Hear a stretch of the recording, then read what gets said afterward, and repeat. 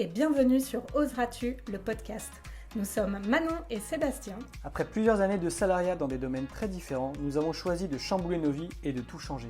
Aujourd'hui, nous accompagnons les personnes audacieuses à exprimer cette partie d'elles-mêmes pour qu'elles osent, elles aussi, changer leur vie à leur façon. Seuls, à deux ou avec nos invités, nous allons te partager des parcours inspirants, des retours d'expérience et aussi plein d'astuces et d'idées pour t'aider à oser réaliser tes projets et vivre la vie qui t'épanouit. Tout ça dans la joie et la bonne humeur, alors installe-toi confortablement et bonne écoute. Et si prendre soin de toi te rendait plus productive?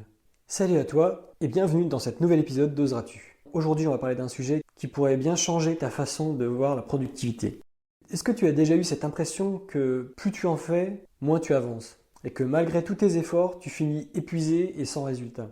Et si je te disais que prendre soin de toi te rendrait plus productive? C'est assez contre-intuitif, mais on va voir ensemble pourquoi ralentir un peu va pouvoir t'aider à aller beaucoup plus loin. Alors installe-toi confortablement, mets-toi à l'aise et c'est parti. Alors pourquoi prendre soin de soi est souvent négligé? Alors la société a tendance à évoluer plutôt dans le bon sens, je pense, mais ce qui en ressort toujours, c'est la course à la performance et la croyance que se reposer serait peut-être un signe de faiblesse ou d'inefficacité. Il y a une étude assez frappante de Harvard Business Review qui dit que 70% des travailleurs estiment que prendre du temps pour soi est perçu comme une faiblesse ou un manque de dévouement dans un environnement de travail exigeant.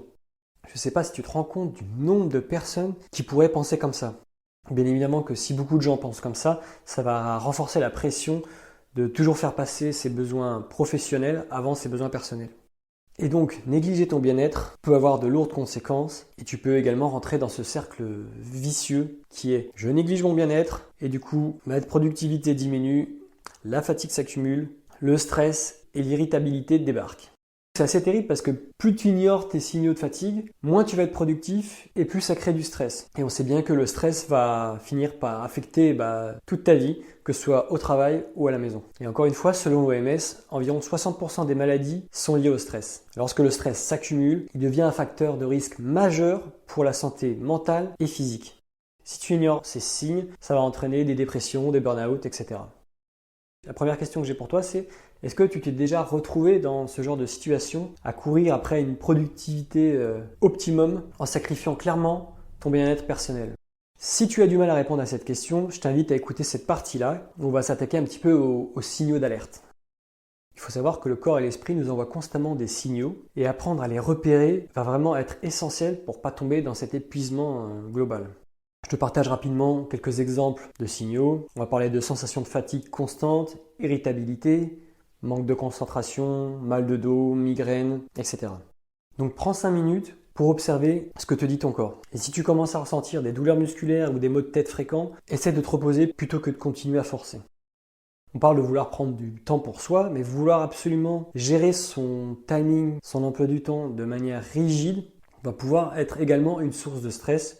Donc il va être intéressant de simplement apprendre à instaurer des moments de bien-être réguliers, non pas pour maximiser ta productivité, mais pour le plaisir de prendre soin de toi. Et indirectement, il y a de fortes chances à parier que ça va augmenter ta productivité.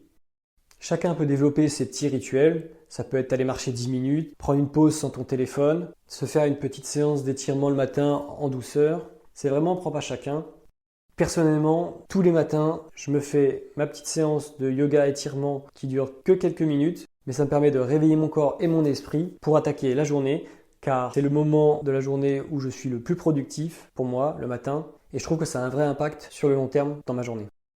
Et donc, petite question, c'est quand la dernière fois que tu as pris un moment pour toi? Et est-ce que tu pourrais ajuster ta routine pour que ça devienne un rituel chaque jour? On continue sur la lancée de un podcast écouté, une action mise en place. Alors c'est parti, engage-toi à intégrer un petit moment de bien-être chaque jour dans ta semaine. Ça peut être que 5 ou 10 minutes, mais teste ce qui fonctionne pour toi et observe les effets sur ta productivité et sur ton bien-être général. Ce qui est sûr, c'est que ça ne peut pas te faire de mal et je pense que tu pourrais être surpris de l'impact positif que ça peut avoir sur ta semaine et sur le long terme. On arrive à la fin de cet épisode. Pense à laisser un like et un commentaire si l'épisode t'a plu. Nous, ça nous aide pour le référencement et ça nous fait plaisir. Donc merci à toi si tu prends le temps de le faire et merci à tous ceux qui l'ont déjà fait. Je te dis à mardi prochain pour un nouvel épisode. C'était Sébastien d'Oseras-tu. Ciao!